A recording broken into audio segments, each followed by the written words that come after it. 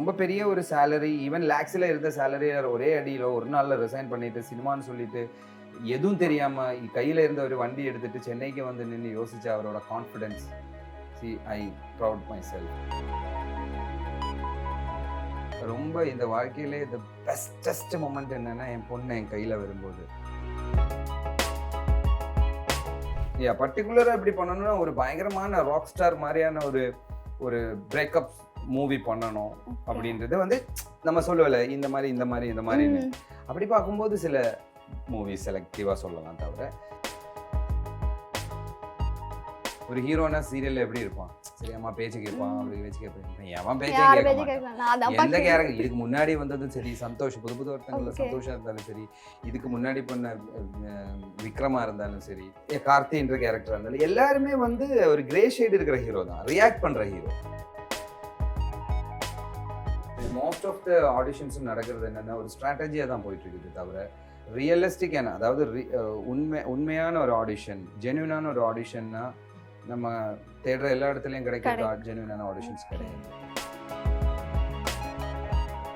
Lalitha jewellery T Nagar இப்போ 1 இல்ல 2 showroom, more space more range. பிரம்மாண்ட திறப்பு விழா ஏப்ரல் 20 அன்று அதே உஸ்மான் ரோட் வளாகத்தில் லலிதா ஜுவல்லரியின் இன்னொரு ஷோரூம். லலிதா ஜுவல்லரி எஸ்டிமேட் ஸ்லிப்பும் நகை போட்டோவும் வச்சு டி நகர் மார்க்கெட்ல எந்த கடையில வேணா கம்பேர் பண்ணுங்க. எல்லா கடையும் பக்கத்துல தான் இருக்கு. எங்க விலை கம்மியோ அங்க வாங்குங்க. அன்போட வரவேற்கிறேன். எந்த சமையலும் ருசி தேடும் ரகசியம் 20 ரூபாய். ஸ்நேகிதினிகளுக்கு வணக்கம். This is Padmaja. நம்ம லைஃப்பில் ஒரு முடிச்சு விழுறதுக்கே அவ்வளோ கஷ்டப்படுறோம். ஆனால் இவரில் ஒரு முடிச்சு இல்லை, 2 முடிச்சு இல்லை, 3 முடிச்சு போட்டிருக்காரு. நம்ம சின்னத்திரை சூர்யானே சொல்லலாம். இப்போவே அழகாக கெஸ் பண்ணியிருப்பீங்க யாராக இருக்கும்னு சொல்லிட்டு. நம்ம ஷோக்கு அவங்கள வெல்கம் பண்ணிடலாம். Hi sir. ஹாய், எப்படி இருக்கீங்க? நல்லா இருக்கேன். நீங்கள் எப்படி இருக்கீங்க? சூப்பராக இருக்கேன் சார். 10 கவுண்ட் பண்ணுவேன், ஓகேவா? உங்கள் சன் டிவியில் இருக்கிற சீரியல் ஹீரோயின்ஸை சொல்லணும், நேம்ஸை ஃபாஸ்டா ஒரு 10 பேர் சொல்லணும். 10 கவுண்ட்ல நீங்க இதுல நீங்க தோத்துட்டீங்கன்னு வச்சுக்கோங்க, பெரிய டேர். ஹீரோயின்ஸை வந்து எனக்கு எல்லாருமே பிடிக்கும்.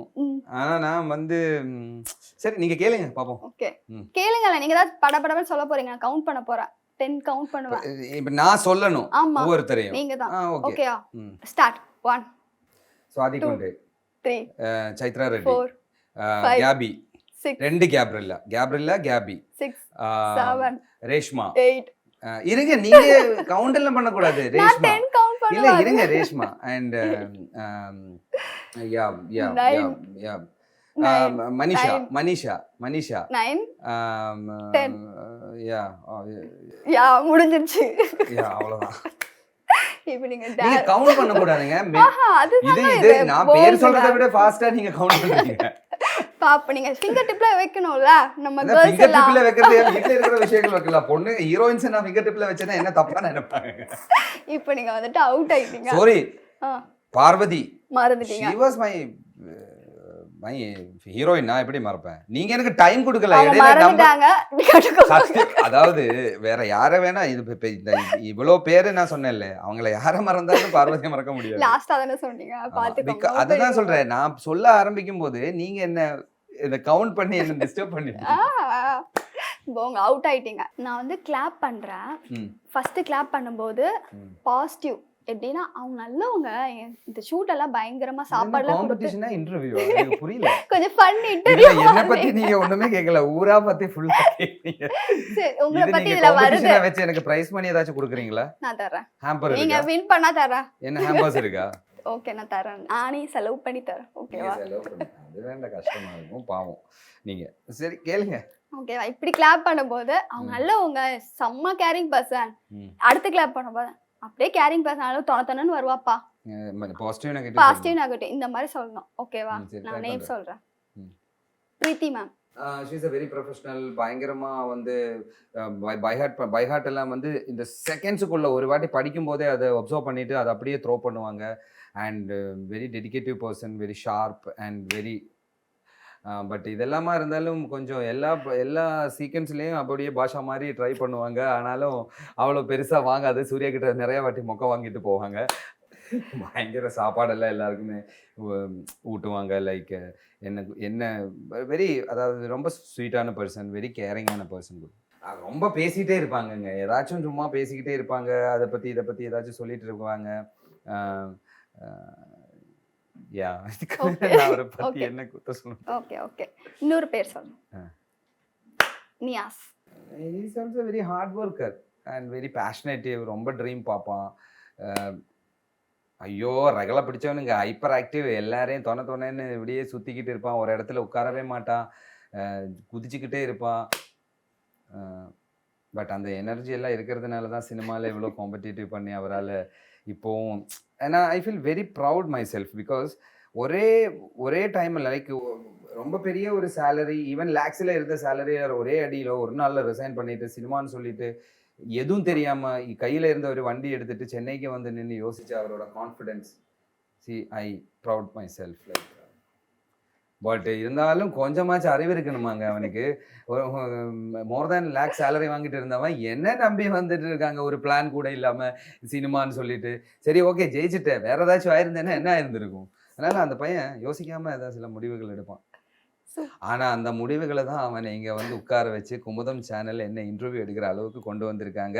3 முடிச்சு தமிழ்நாட்டிலே நம்பர் 1 டிஆர்பி, ஹை டிஆர்பியில் போயிட்டு இருக்கிற, ஐபிஎல்லுக்கு காம்படிட்டிவ் பண்ணி கூட நம்ம தான் டிஆர்பி நம்பர் 1ல இருக்காங்க. இது வரைக்குமே எத்தனை சீரியல் 1 ஹவர்ல போய் கூடயும் ஒரு சீரியலுமே ஹை டிஆர்பியில் நின்னதில்லை, இருந்ததை விட கம்மியாக தான் ஆயிருக்குது. அப்படி பார்க்கும்போது நம்ம we create history. Super super super sir. Okay இன்னொன்று. ஓகே நான் எல்லாம் சொல்லிட்டேன், நீங்க டேர் பண்ணுவீங்களா? என்ன டேரு? இந்த ஒன் சைடு மட்டும் தானே இது? சரி அது அப்புறம் தரேன், நீங்க சொல்லுங்க. ஓகே நியா சாருக்கு வந்துட்டு சினிமானா ரொம்பவே பிடிக்கும் இல்லையா?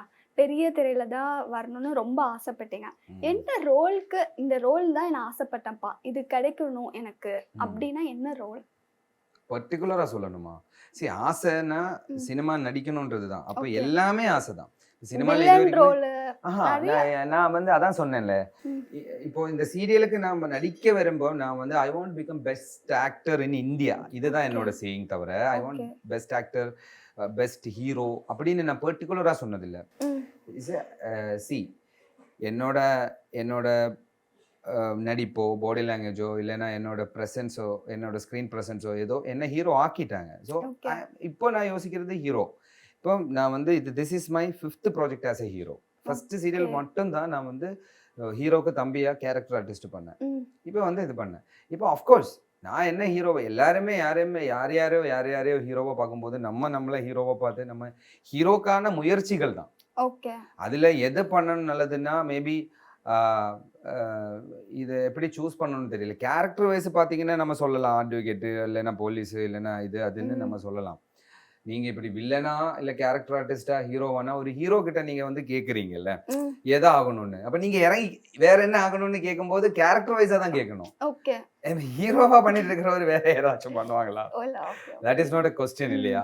ஸோ இந்த கேரக்டர் அப்படின்னு எல்லாம் பார்த்தீங்கன்னா எல்லா டைப் ஆஃப் கேரக்டர்ஸும் இன்டென்ஸாக பண்ணணுன்றது தான் என்னோட இது. பர்டிகுலராக எப்படி பண்ணணும்னா ஒரு பயங்கரமான ராக் ஸ்டார் மாதிரியான ஒரு பிரேக்கப் மூவி பண்ணணும் அப்படின்றது வந்து நம்ம சொல்லல இந்த மாதிரின்னு. அப்படி பார்க்கும்போது சில மூவி செலக்டிவா சொல்லலாம், தவிர எல்லா கேரக்டர்ஸும் பண்ணணும்ன்றது தான் என்னோட ஆசை.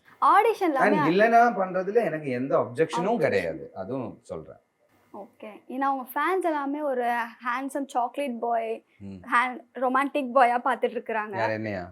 ஆமா ஆஃப் கோர்ஸ். யா ஒரு வில்லனா பார்க்கும்போது அது கொஞ்சம் நல்லா வித்தியாசமா இருக்கும், நல்லா இருக்கும்னு நினைக்கிறேன். எனக்கு இல்ல நான் வந்து நீங்க கொஞ்சம் கவனிச்சிங்கன்னா தெரியும், ஒரு ஹீரோவா சாதாரண சீரியல்ல ஒரு கையை கட்டிட்டு சும்மா நின்று தலைய ஆட்டுற ஒரு ஹீரோ கிடையாது.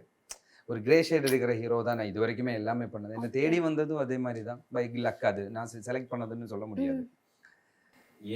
இப்போ பாரு சூர்யா எப்படி இருக்கான். சூர்யா ஒரு ஹீரோனா சீரியல்ல எப்படி இருப்பான்? சரி அம்மா பேச்சு கேட்பான், அவருக்கு பேச்சு கேட்பேன். இவன் எவன் பேச்சே கேட்க மாட்டான். எந்த கேரக்டர் இதுக்கு முன்னாடி வந்ததும் சரி, சந்தோஷ் புது ஒருத்தங்கள சந்தோஷா இருந்தாலும் சரி, இதுக்கு முன்னாடி பண்ண விக்ரமா இருந்தாலும் சரி, அதுக்கு முன்னாடி இருந்த you know even every one, Vasantha இருந்தாலும் சரி, வேற கார்த்தின்ற கேரக்டர் இருந்தாலும் எல்லாருமே வந்து ஒரு கிரே ஷேட் இருக்கிற ஹீரோ தான், ரியாக்ட் பண்ற ஹீரோ. ஸோ அப்படியே தான் வந்திருக்குது எனக்கு. Super super. இன்னொன்று என்னன்னா ஆடிஷன் எல்லாமே நீங்கள் நிறையா அட்டன் பண்ணியிருப்பீங்க இல்லையா? சினிமாவாக இருக்கட்டும் சரி, சீரியலாக இருக்கட்டும் சரி.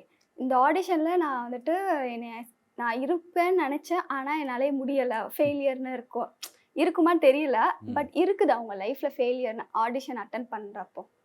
ஃபெயிலியர்ஸ் நிறைய இருக்கும். இரு. நீங்க நீங்க பாத்தீங்கன்னா உங்களுக்கு நான் வந்து போற ஆடிஷன்ஸ்ல இதுல செலக்ட் ஆயிருமோன்றது உங்க கான்ஃபிடென்ஸா மட்டும்தான் இருக்கும். Okay. தவிர அதுல செலக்ட் ஆகணுன்றது எந்த இதுவும் கிடையாது. பிகாஸ் நிறைய ஆடிஷன்ஸ் நான் அட்டன் பண்ணியிருக்கேன். விதவிதமான ஆடிஷன்ஸ் அட்டன் பண்ணியிருக்கேன்.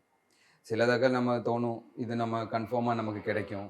சிலது நம்ம தோணுறது செகண்ட் ரவுண்டுக்கு வரைக்கும் நம்மளை செலக்ட் பண்ணுவேன். தேர்ட் ரவுண்டில் செலக்ட் பண்ணுவாங்க. ஃபைனல் ரவுண்டுக்கு சொல்லுவாங்க.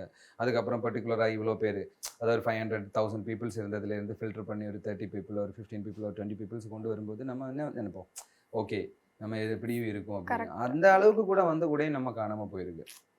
ஸோ இதில் அதுக்கு ரியல் நான் யாரையுமே பழி சொல்லணுன்றதுக்காக சொல்லலை.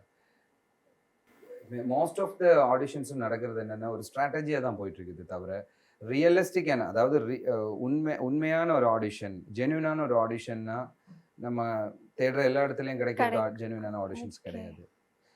அவங்களே சிலது முடிவு எடுத்திருப்பாங்க, கேரக்டர்ஸை முடிவு எடுத்திருப்பாங்க, அவங்க ஃப்ரெண்ட் ஆஃப் ஃப்ரெண்டை போய் எடுத்திருப்பாங்க, இல்லைன்னா அவங்களுக்கு தெரிஞ்ச ரெஃபரன்ஸில் வர்றவங்க எடுக்கிறாங்க, அவங்கள ஃபாலோ பண்ணியிருப்பவங்க எடுத்திருப்பாங்க. பட் ஆடிஷன்ன்றது வந்து வெளியில நம்ம கொடுக்குற ஒரு மார்க்கெட்டிங், ஒரு ஆடு மாதிரி தானே, அதுவும் ஒரு ப்ரமோஷன் மாதிரி தான். எத்தனை பேருக்குள்ள தெரிய வரும் இன்னும் ஒரு சினிமாக்காக பண்ண போறோம். அப்போ அதுல போயிருக்கிறவங்களாச்சும் அட்லீஸ்ட் இந்த படத்துல எந்த கேரக்டர் வந்திருக்கு, அவங்கள சார்ந்தவங்க, அவங்களோட ஃப்ரெண்ட்ஸ், அப்படி கொஞ்சம் ஸ்ப்ரெட் ஆகும். அது ஒரு மார்க்கெட்டிங் ஸ்ட்ராட்டஜியா யூஸ் பண்றாங்க. அது மட்டும் என்ன மாதிரியான ரொம்ப நம்பிக்கையா தேடுறவங்களுக்கு அது ஒரு வரும்போது ரொம்ப அது முதல்ல எல்லாம் கஷ்டமா இருக்கும். அதுக்கப்புறம் எல்லாம் தெரிஞ்சு போச்சுல்ல, நமக்கு தெரியும் இதுல பெருசா ஒண்ணு அதுதான். முதல்ல நீங்க ரொம்ப உங்களுக்கு ஹார்ட் பிரேக் ஆகும். என்னடா நமக்கு என்ன குறை, நம்ம என்ன பண்ணல, நம்ம ரொம்ப நல்லா பெர்ஃபார்ம் பண்ணி அவங்க கைத்தட்டு இருக்க அளவுக்கெல்லாம் நம்ம பெர்ஃபார்ம் பண்ணி நம்மளை எப்படி காணாம போகுதுன்றது வந்து we don't know ஆக்சுவலி. அதுல என்ன ரியாலிட்டின்றது வந்து தெரியாம சொல்ல முடியாதுல்ல. நியா சாரோட ஸ்டோரி இருக்குல்ல, ரியல் லைஃப் ஸ்டோரியா ஒரு படமா எடுக்கணும், அதுக்கு நீங்க என்ன டைட்டில் கொடுப்பீங்க அந்த மூவிக்கு? Unstoppable. Yeah. Because I am unstoppable man. Okay. அப்படி. ஓகே. ரெண்டு விஷயம் ஷேர் பண்ணோம். உங்க லைஃப்ல ஹாப்பியஸ்டான மூமெண்ட், இதை நான் மறக்கவே மாட்டேன், செம்ம ஹாப்பியா இருந்துச்சு அது ஒண்ணு. இதை நான் மறக்கவே மாட்டேன், ரொம்ப என் வாழ்க்கையில ரொம்ப கஷ்டமான நாள் இது அப்படின்னா இந்த ரெண்டும் ஒண்ணு. ரெண்டு இன்சிடென்ட். ஒன்று எனக்கு ரொம்ப இந்த வாழ்க்கையிலே த பெஸ்டஸ்ட் மொமெண்ட் என்னன்னா என் பொண்ணு என் கையில வரும்போது. ஓகே. தட் மொமெண்ட் இன்னும் எனக்கு ரியலைஸ் பண்ண முடியல. நான் என்ன ஃபீலிங்ல இருந்தேன்னு ஐ காண்ட் எக்ஸ்பிரஸ் தட். பெண் குழந்தை. யா, டாட்டர். சம்திங் எனக்கு அது வேற மாதிரியான ஒரு ஃபீலிங்ஸ் கொடுக்கும். மேபி பொண்ணை பெத்த அப்பனுங்களுக்கு தெரியலாம். that was my the best moment. அப்புறம் worst momentனா ரொம்ப worst இருக்குங்க. நம்மளோட அடல்ட்ல எல்லாம் நிறைய தப்புகள் பண்ணி மாட்டிக்கிட்டு ஐயோ ஏன்டா இதை பண்ணேன்னு மறக்கவே முடியாது. அதுதான் ஏரியா சண்டை, ஸ்ட்ரீட் சண்டை, அதுல வந்த ஒரு பெரிய பிரச்சனையில என்ன ஒரு கும்பலே வீட்டுக்குள்ள அடிக்க வந்துட்டாங்க. அங்க இருந்து நான் எஸ்கேப் ஆனேன். அது ஒரு ஈத் நாள்ல பிரியாணி சாப்பிடுறதுக்கு கையை போட்டு இப்படி ஒரு வாயில வைக்க போறேன், வெளியில வந்து யாரோ தேடுறாங்க. அப்பா வந்து சொல்றா யாரோ. வெளியில போய் பார்த்தா ஒரு கும்பல். எனக்கு புரிஞ்சிருச்சு லைட்டா, நமக்கு தெரியும்ல நம்ம என்னென்ன ஆக்டிவிட்டிஸ் பண்ணுவாங்க, என்னென்ன வருவாங்க. அப்படி ஒரு பெரிய பிரச்சனை. லைக் எனக்கு என்னடானா அப்பா அம்மா தெரிஞ்சிடுமோ, பெரிய பிரச்சனை ஆகுமோன்ற ஒரு 2 நாள் வீட்டுல எல்லாம் ஏறாம ஃப்ரெண்ட்ஸ் வீட்டுல, ரிலேட்டிவ்ஸ் வீட்டுல சுத்திட்டு அந்த மாதிரி இருந்துச்சு ஒரு இன்சிடென்ட். ஆக்சுவலி இந்த செக்ஷன் முடிச்சுக்கலாம். நம்ம நிறைய கொஸ்டினுக்கு நிறையவே இன்ட்ரெஸ்டிங்கான பதில் சொன்னீங்க. ரொம்பவே நல்லா இருந்துச்சு ஷோவில் கலந்துக்கிட்டது. Thank you so much. டேர் நீங்கள் கண்டிப்பாக பண்ணணும், அது பண்ணாமல் போகக்கூடாது. ஓகேவா? Okay, thank you sir. ரொம்ப ஹாப்பியாக இருக்குது. இன்னொன்று என்னென்னா உங்கள் கேர்ள்ஸ் ஃபேனுக்கு வந்து ஃபேன்ஸ் இருக்காங்க நிறைய பேர். ஓகேவா? ஸோ அவங்களுக்கு ஏதாச்சும் ஒன்று, ஃபேமிலியிலே நிறைய ஃபேன்ஸ் இருக்காங்க உங்களோட சீரியலுக்குன்னே. ஸோ அவங்களுக்கு ஒன்று, இந்த 2 மட்டும் சொல்லிடுங்க. இல்லை, girls fans, boys fans, family fans அப்படின்னு இல்லை. எல்லாமே ஃபேன்ஸ்ன்னு சொல்கிறத விட என்னோட சப்போர்ட்டர்ஸ் என்ன பயங்கரமாக சப்போர்ட் பண்ணுறாங்க. இன்னொரு ஊரில் இருந்து வந்து இங்கே கஷ்டப்பட்டு இப்போ சொல்ல போனோன்னா எல்லாரும் யூஸ்வலாக சொல்ல ஸ்டோரிஸ் எல்லாம் தான் எங்கிட்டே இருக்கும். பட் அது தனியாக இண்டிவிஜுவலாக நம்ம அது அப்படி வாழ்ந்து பார்க்கும்போது தான் அந்த இது இருக்கும். இப்படியெல்லாம் நம்ம பண்ணோம், இப்படியெல்லாம் பண்ணிட்டு தான் நம்ம இப்படி வந்தோம் அப்படின்றத விட என்ன பண்ணாலும் மக்கள் அக்செப்ட் பண்ணுறதுன்றது வந்து த பிக்கஸ்ட் ஒரு சேலஞ்சு தான் அது. எப்படியெல்லாம் நம்ம வந்து இது பாருங்க, இந்த 3 முடிச்சு வர வேண்டியதா போச்சு. அதாவது 5 ப்ராஜெக்ட்டுக்கு அப்புறம் 6வது ப்ராஜெக்ட் வர வேண்டியதா போச்சு. மக்கள் என்ன இவ்வளோ என்ன சொல்றது, ரசிக்க ஆரம்பிச்சது. இல்லைன்னா என்ன ஒரு ஒரு மாதிரி வெறித்தனமான ஒரு நட்பு இருக்கு இல்லையா, அது எனக்கு கிடைக்குது. சில ஊர்ல எல்லாம் போகும்போது ஐயோ நான் யாரு ஷாருக் கானா ரித்திக் ரோஷனானே தோணும் எனக்கு. சரி, பிகாஸ் அந்த அளவுக்கு எனக்கு அவங்களோட நட்பு, அவங்களோட இட்ஸ் லைக் இதுக்காக தானே ஆசைப்பட்டேன்ற மாதிரி இருக்கும். ஒரு சாட்டிஸ்ஃபேக்ஷனான ஒரு விஷயம் தான் அது. பணம் இல்லாம எனக்கு என்ன பொறுத்த வரைக்கும் நான் சொல்றேன், எனக்கு அது ஒரு பை ப்ராடக்டா தான் நான் பார்த்துருக்கேன். This is the ultimate thing. மக்கள் நீங்க கொடுக்குற அன்பு, நீங்க கொடுக்குற சப்போர்ட், எனக்கு ஒண்ணுமே சொல்றதுக்கு இல்லை. Love you all. எல்லாரையுமே எனக்கு ரொம்ப பிடிக்கும். ஈச் அண்ட் எவ்ரி ஒன் என்னோட வெரி பர்சனல் இங்கே வச்சிருக்கேன் நான். Super sir. அவங்களும் thank you so much for this wonderful love and support. உங்களை என்டர்டெயின் பண்ணிகிட்டே இருப்பேன் நான். அதுதான் என்னோட வேலை. நீங்கள் கொடுக்க வேண்டியது சப்போர்ட் அண்ட் லவ் மட்டும்தான். உங்களையும் அவங்க வந்துட்டு ரொம்ப க்ளோஸ் சர்க்கிளில் தான் வச்சுருக்குறாங்க. நியாஸ்னா இங்கே இருக்கிறாருப்பா, இங்கே குறையவே மாட்டார் அப்படின்னு சொல்லி தான் லவ் அண்ட் சப்போர்ட் எல்லாருமே கொடுத்துட்ருக்காங்க.